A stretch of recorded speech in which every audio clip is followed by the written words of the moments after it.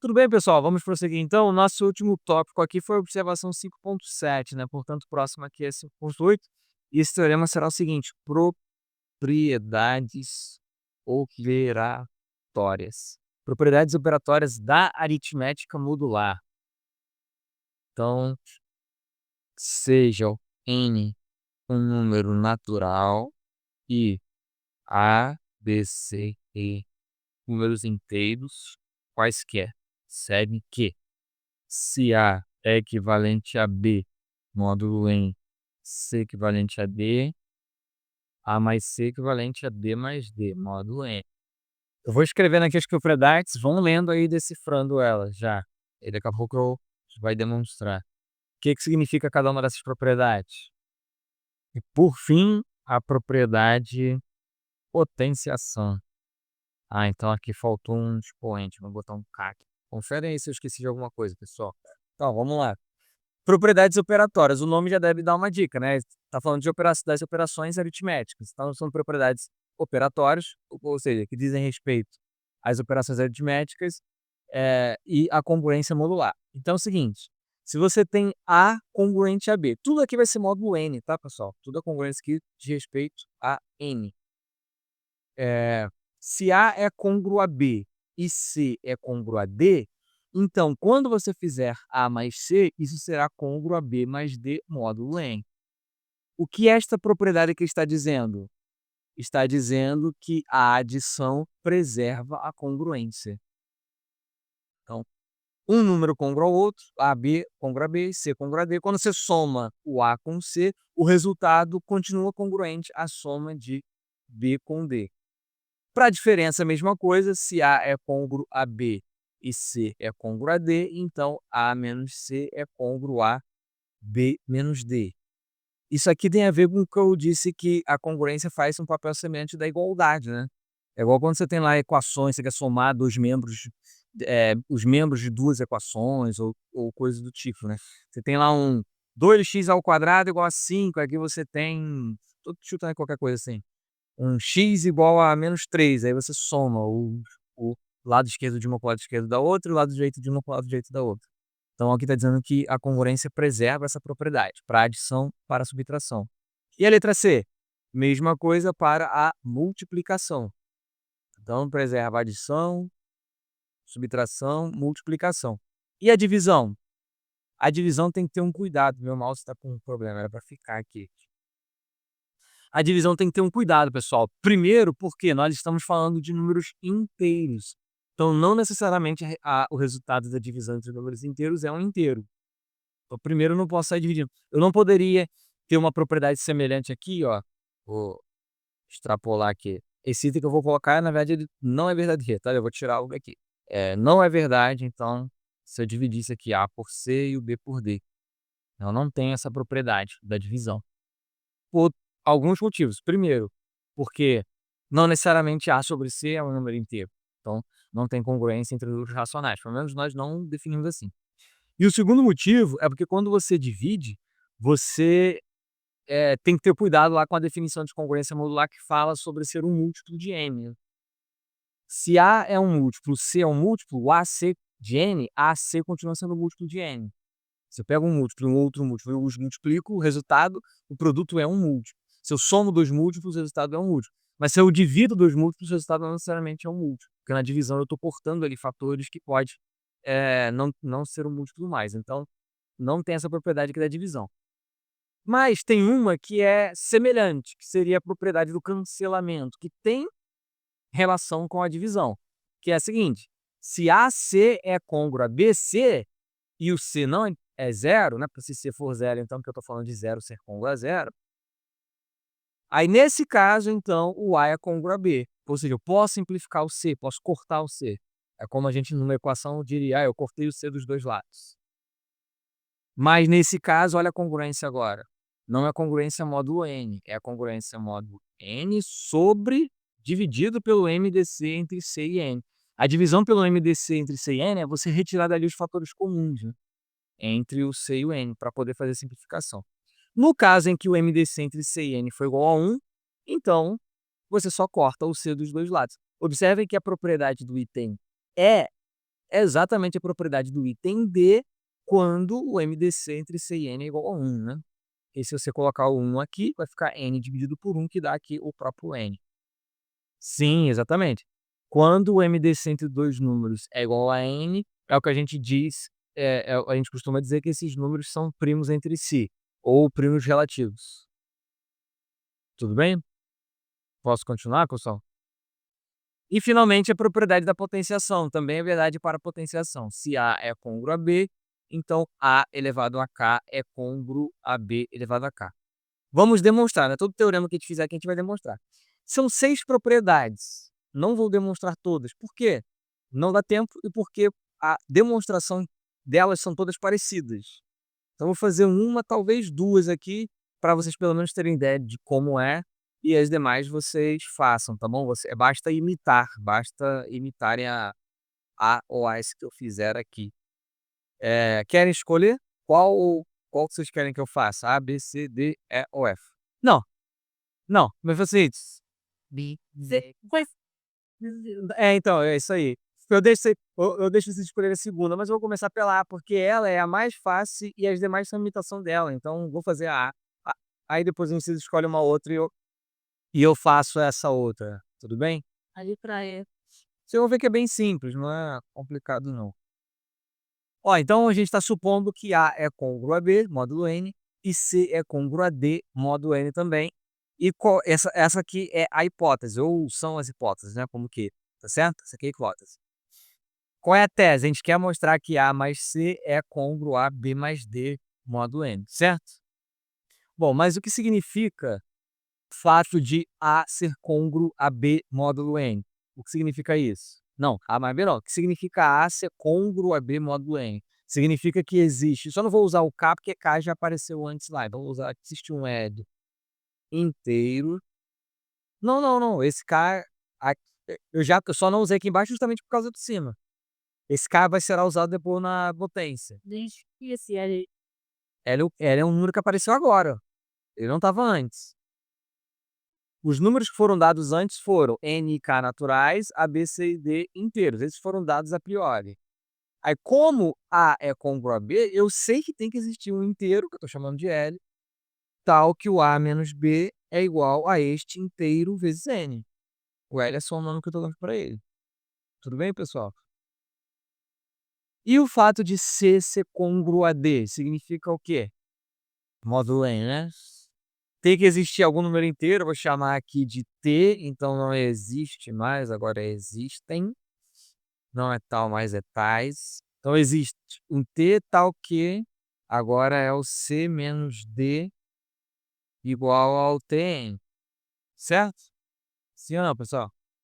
Qual é a tese? O que que eu quero concluir, nesse item aqui? A conclusão desse item é que A mais C é côngruo a B mais D módulo N, não é isso? Essa é a conclusão que eu quero chegar, sim ou não, pessoal? Mas qual é o significado desta conclusão aqui? O que significa A mais C ser côngruo a B mais D módulo N? Cimento, né?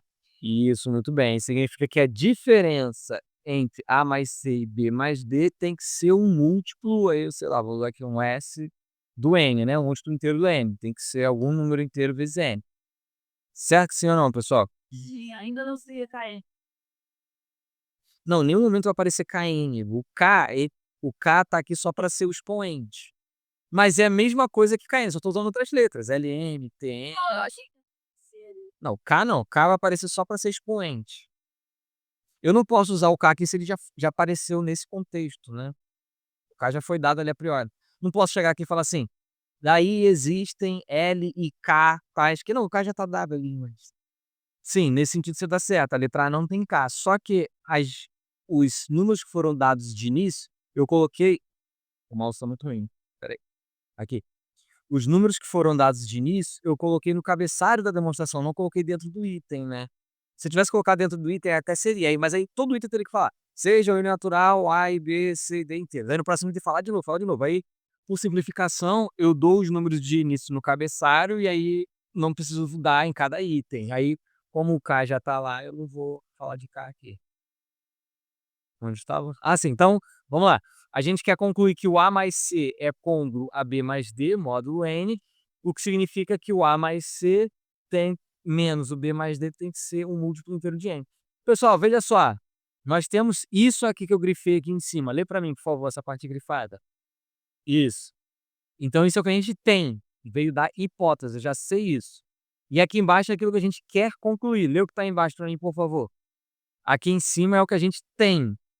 Aqui embaixo é o que a gente quer. Em cima, o que eu já tenho. Exato. Então, logo, eu vou fazer o seguinte. Quem é A mais C menos B mais D? Isto é, A mais C menos B menos D, certo? Sinal de menos aqui no parênteses, na frente do parênteses e inverte sinais de dentro. Sim ou não, pessoal? Mudando a ordem aí das parcelas, não vai alterar o resultado final, né? Isso é A menos B mais o C menos D. Sim ou não, pessoal? Só levei o menos B ali para antes do mais C, certo? Agora, quem é A menos B? LN, muito bem. E quem é C menos D? TN, muito bem. Agora, onde tem LN mais TN, posso colocar alguma coisa em evidência?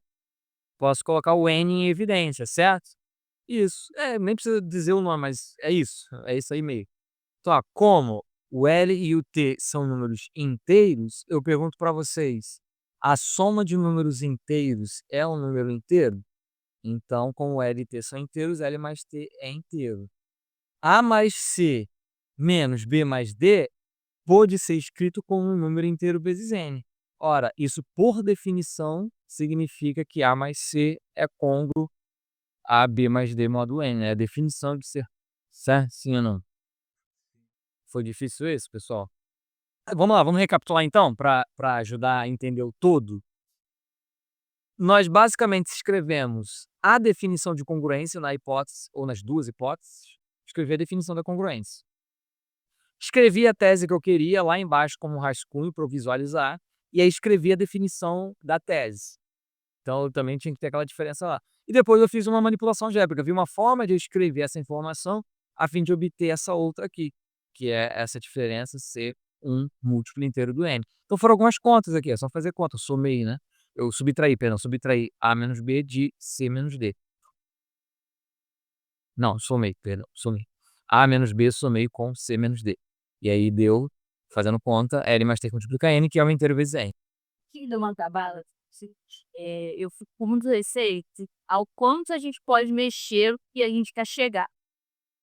Você pode mexer o quanto você quiser, desde que você use uma regra válida da matemática, né? Eu não posso, sei lá, escrever que 2 mais 2 é 5, mas se eu Não, acho que tô falando de mexer ou seja, na hipótese. não, hipótese é o que eu já tenho, onde eu quero chegar é a tese. Isso.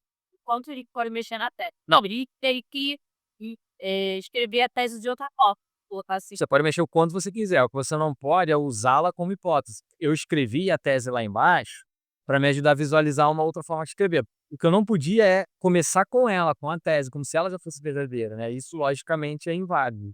Aí acho que vocês aprenderem fundamentos, né? Vocês devem ter aprendido lá em fundamentos, por exemplo, que a proposição P implicando Q não é equivalente. P e Q são letras ruins, né? Que é confuso na hora de falar. A e B, então. Isso não é equivalente a B implicando A, né? Não são proposições equivalentes. Lembram disso lá em, em fundamentos de matemática, em lógica, né? Em cálculo proposicional.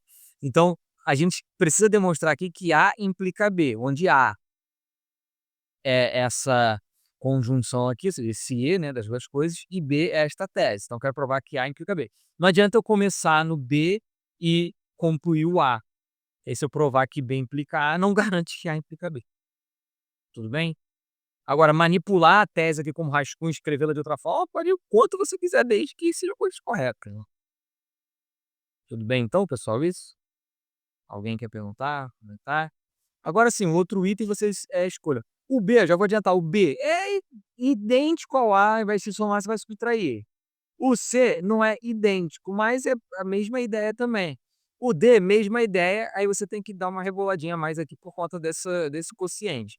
O E é a consequência direta do D, é tranquilo, porque é usar o D, que vai ser 1 dividido por 1 vai dar o próprio N. E o F vai ser utilizar o C para fazer F, vai ser utilizar o C e o princípio de indução, né, porque A elevado a 2 é A vezes A, então você usa o produto, assim como B elevado a 2, B vezes B. A elevado a 3 é A ao quadrado vezes A, aí usa o produto de novo. A elevado a 4, A ao cubo vezes A, usa o produto de novo. Você vai usar o produto toda vez. E para usar A de infinito, você usa o princípio de indução. Vocês estudaram o princípio de indução, né? Então já dei a dica aí de como vai fazer todos eles, mas qual vocês querem escolher então? D ou F? Só ouvi D e ouvi F. Alguém falou uma outra letra, Tess? Não? Vamos lá então. Letra D. Nossa hipótese de que AC é congruo a BC módulo N e C é diferente de zero, né? Então essa aqui é a nossa hipótese. E qual é a tese? Vou escrever lá embaixo a tese. A é congruo a B módulo N sobre MDC entre C e N, né? Aqui embaixo essa aqui é a tese. Tudo bem, pessoal? O que significa AC ser congruo a BC módulo N? Isso, então vamos lá. Existe um L tal que o AC é congruo menos BC é igual a LN, certo? Isso significa essa congruência. Então, essa aqui é hipótese, é o que eu tenho. E a tese, o que significa esta tese aqui? Qual o significado disso? Significa que a diferença entre A e B tem que ser algum múltiplo, né? Vou chamar aqui de T, tá aparecendo, do N sobre o MDC entre C e N. Não é isso, pessoal? Bom, aqui é útil a gente olhar esse mesmo fato, mas falando de uma outra forma.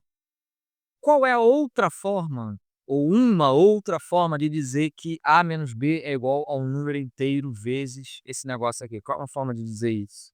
Como é que eu falaria isso, por exemplo, num texto, sem escrever uma igualdade? Diz para mim o significado disso aqui. Se eu tenho um determinado número que é igual a um inteiro vezes outro, então esse primeiro número é o que desse outro? Múltiplo, muito bem. Então, uma outra forma é dizer que A menos B é tipo de N sobre MDC entre C e N. Não é isso? É uma outra forma de dizer a tese. Veja, pessoal, essa parte aqui embaixo é um rascunho. Por quê? Eu escrevi a tese que eu quero e estou reescrevendo esta tese de formas diferentes. Já escrevi dessa outra forma, agora estou escrevendo de uma outra forma. Tudo aqui é a mesma tese, só que estão escritos de formas diferentes. Tudo bem, pessoal? Agora me digam uma outra forma de dizer que A menos B é múltiplo de N sobre MDC entre C e N. Ou seja, uma outra forma de dizer que um número é múltiplo do outro. Digam uma outra forma de dizer isso. Que é divisão dá resto zero. Uma outra forma de dizer isso. Falando ainda sobre divisão. Divisor, muito bem. Então esse aqui é divisor de A menos B. Certo? Se eu provar que N sobre MDC entre C e N é divisor de A menos B, eu provo então que A menos B é múltiplo de N sobre MDC de Cn, o que significa que A menos B é igual a algum inteiro vezes N sobre MDC de Cn, que por sua vez significa que A é congruo a B módulo N sobre MDC entre C e N. Ou seja, se eu chegar nesse aqui em cima, eu chego no de baixo, que é a conclusão final. Tudo bem isso, pessoal? Sim ou não? Sim ou não, gente?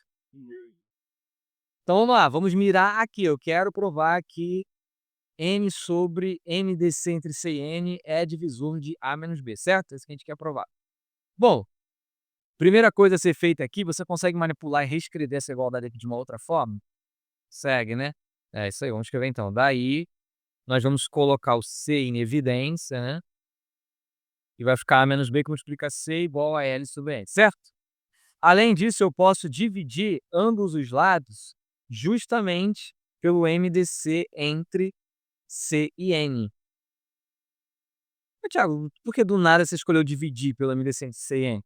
Bem, não foi exatamente do nada. Olha o que vai aparecer aqui já no lado direito da igualdade. Aparece algo que eu quero que apareça, né? Então veja que eu não escolhi dividir ambos os lados pelo MDC entre C e N à toa. Eu escolhi dividir ambos os lados por esse valor, justamente para aparecer para mim o N dividido pelo MDC entre C e N. Tudo bem, pessoal? Vamos lá, pessoal. Olha para essa igualdade aqui e pensa da mesma maneira que a gente foi pensando aqui, ó, de baixo para cima, dessa linha para cima. Observe que esse número aqui como um todo, não me importa agora que é A, B, que é menos, isso aqui como um todo, esse bloco todo, Observe que ele é L, que é um inteiro, vezes isso que está aqui. Qual é uma outra forma de eu dizer isso? Que esse número que eu grifei, esse bloco, é um inteiro vezes esse outro aqui. Como é que eu digo isso? Isso, que esse número ali do bloco é múltiplo do n sobre MDC entre C e N, né, já que está multiplicando por um inteiro, né, no caso é o L. Tudo bem, pessoal? Aí, seguindo o mesmo raciocínio que a gente estava seguindo lá embaixo, digam para mim uma outra forma de eu dizer isso aqui, que um número é múltiplo de outro. Uma outra forma de dizer que um dado número é múltiplo de um outro número. Como? Isso, dizer que esse aqui é divisor daquele outro lá. Por enquanto, até aqui, esse número, não me importa o fato dele ser um produto também. Por enquanto, eu estou olhando só ele como um bloco só. Agora, se eu vou olhar ele como sendo um produto. Vamos lá, pessoal. Todo mundo dá atenção aqui agora que é uma parte chave no nosso raciocínio. Esse número, não importa em particular que ele é n sobre o m descendente de n, é um número. Esse número aqui, inteiro, ele é divisor de um outro número. O que significa ser divisor? Significa que o resto é zero. Mas como é que é uma outra forma de interpretar isso, de enxergar ou de fazer a conta, de verificar? Digam para mim qual seria uma outra forma de interpretar isso. Por exemplo, digam para mim uma forma de eu verificar que o 24 é divisível por, sei lá, por 6. Como é que você poderia verificar isso? Uma é efetuando a divisão vendo que o resto é zero. Mas teria alguma outra forma de a gente verificar que o 6 é divisor de 24 ou de 20? Sim, essa já está embutida aqui, né, o ser múltiplo. Eu queria ainda uma outra forma. Veja que eu estou escrevendo a mesma coisa de várias formas diferentes, né. Já escrevemos em ser múltiplo, já escrevemos em ser divisor, já falamos sobre ter resto zero. Qual seria uma outra forma? Vamos decompor aqui em fatores primos, só para ter uma ideia? Vamos decompor em fatores primos? 2 vezes 2 vezes 2 vezes 3, não é isso, 24? E o 6? 2 vezes 3, né. O que acontece aqui? Posso simplificar, não posso? O que ocorre aqui então, é que todos os fatores do 6, né, se eu for simplificar, aqui eu estou dando aquele corte, né. O que ocorre é que todos os fatores do 6 são também fatores do 24. Isso significa ser divisor. Se tivesse um fatorzinho aqui no 6, na hora da decomposição em fatores primos, que não estivesse em cima também, então a divisão não seria exata. Se a divisão é exata, isto é, com resto zero, necessariamente todos os fatores do de baixo, do divisor, têm que ser fatores do de cima, certo? Ó, toma conta aí para ninguém distrair no celular, hein? Significa então que todos os fatores desse carinha aqui têm que ser fatores de quem? Desse bloco todo aqui, concorda? Se eu fizesse a mesma coisa que eu fiz ali embaixo, ó, se eu fizesse assim, se eu pegasse lá o de cima, se eu pegasse aquele lá e colocasse numa fração e fatorasse e decompusesse isso aqui em fatores primos, então quando eu cortasse todos os de baixo, quando eu começasse a cortar, eu conseguiria cortar todos os de baixo. Poderia sobrar gente em cima, mas não pode sobrar gente embaixo, para a divisão ser exata. Tudo bem, sim ou não? Ah, tá, tá, então é outra coisa. Não, é como ela disse, aqui serão números, você só está representando o número, eu não vou fazer de fato a fatoração aqui, eu não vou fazer, nem preciso.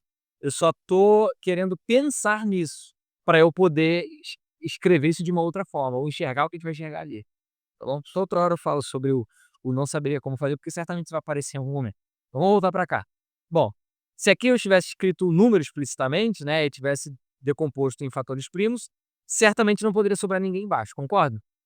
Então o que está acontecendo aqui, ó, todos os fatores desse cara, n sobre m dc entre c e n, são fatores de a menos b, que multiplica c sobre m dc entre c e n. Sim ou não, pessoal?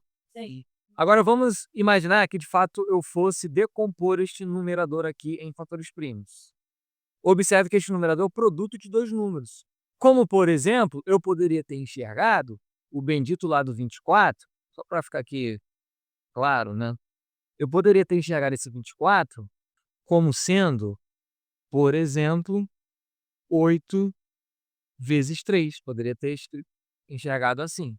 24, certo? E aí vocês observam que a decomposição do todo nada mais é do que a decomposição de um multiplicado pela decomposição do outro.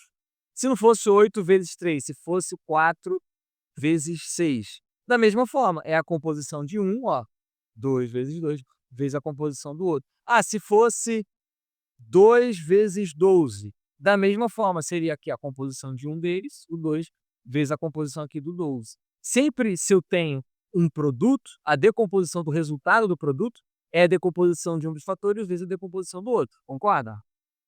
Então, dizer que todos os fatores do n sobre MDC entre C e n são também fatores desse de cima, quer dizer que todos os fatores aqui aparecem aqui em cima. Ora, em algum momento ele pode aparecer como fator desse aqui que eu grifei e pode aparecer como fator deste outro aqui que eu grifei. Por exemplo, aqui, como eu havia escrito antes, vamos colocar 8 vezes 3. Aí o de baixo é 2 vezes 3. Reparem que, nesse caso aqui, o 2, ele não aparece como fator desse aqui, mas aparece como desse. Já esse outro aqui, o 3, não aparece como fator do primeiro, mas aparece como fator do segundo. Quer dizer que cada um fator desse de baixo é fator de alguém do de cima, ou do primeiro, ou do segundo. Tem que ser fator ou do primeiro ou do segundo, concordam? Sim ou não, pessoal? Então, qualquer um fator aqui do denominador, n sobre MDC entre C e n, é fator ou do A menos B ou do C sobre MDC entre C e n. Tem que ser fator de algum deles, não pode não ser de nenhum. Tudo bem? Agora eu pergunto para vocês, é possível algum fator desse aqui de baixo ser fator desse aqui de cima? Tem como eles terem fatores em comum? Esses dois que eu grifei? Tem certeza? Então, aí que tá. Eu não estou perguntando o fator comum entre o C e o N, não. Eu estou perguntando o fator comum entre N dividido pelo MDC entre C e N e C dividido pelo MDC entre C e N. Então, vamos lá. Eu não estou perguntando. Não, você fala assim ou não, eu estou dando já a resposta final. Estou querendo instigar vocês a pensarem junto comigo. Ó, eu não tô falando fator comum entre C e N. Não é isso que eu quero ver. Aí sim, entre esses dois, entre o C e o N, o MDC entre eles é fator comum entre os dois. Mas não é entre esses dois que eu quero avaliar. O que eu quero avaliar é fator comum entre esse aqui e esse aqui. Tá? Minha pergunta não é sobre esses dois aqui de cima. Minha pergunta é sobre esses dois aqui de baixo. Eu pergunto, é possível ter fator comum entre esses dois aqui? Vamos lá. Como vocês bem observaram, o MDC entre C e N é um divisor comum a C e N, não só é o maior dentre todos. Ou seja, o MDC entre dois números contém todos os fatores comuns.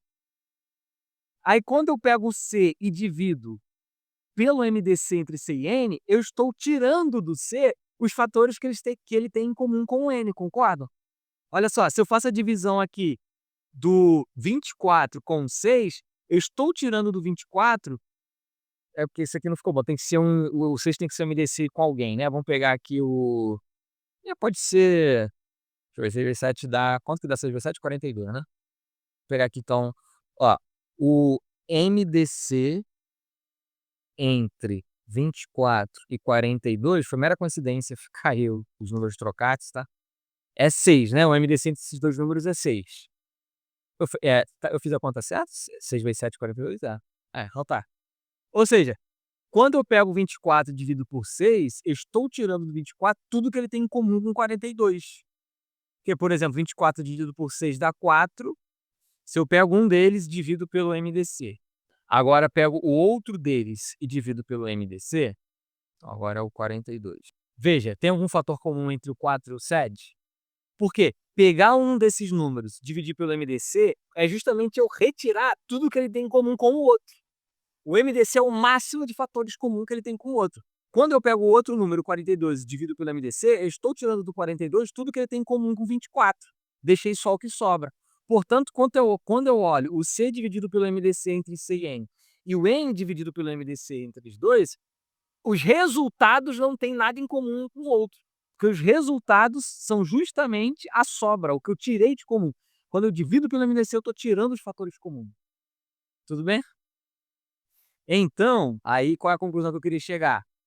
Se esse carinha aqui, todos os divisores dele são divisores desse produto, como eu disse, na hora que eu olho aqui a divisão, quer dizer que cada um fator do de baixo tem que ser fator do bloco de cima. O que significa que cada fator do de baixo tem que ser ou fator do primeiro ou fator do segundo. Mas a gente acabou de ver que não tem como ser fator do segundo. Só sobra qual opção? Ser fator do primeiro. Então, todos os fatores do de baixo são fatores do primeiro. Ora, se todos os fatores do de baixo são fatores do primeiro, então o de baixo é divisor do primeiro. Logo, N sobre MDC entre Cn é divisor de A menos B. Certo? Concluímos que o N sobre MDC entre Cn é divisor de A menos B. Sim ou não, pessoal? Agora a gente fechou o caminho, né? Que a gente do rascunho, ó. Ó, chegamos aqui. Não era aqui que a gente queria chegar? Então vamos lá. De onde? Aí agora eu vou trazer aqui as informações, né? Tá, ok. A menos B igual a T. Isso. Portanto. E aí finalizamos. Olha que maravilha. Isso aqui é rascunho. Isso aqui, pessoal, eu vou deixar e vou escrever que é um rascunho. E aqui os demais itens ficam com exercício. Beleza, pessoal? Ficou entendido aqui o item que teima. Ah, não, agora tá D. Achei que tinha voltado para B. Ficou entendido o item D de dado, então?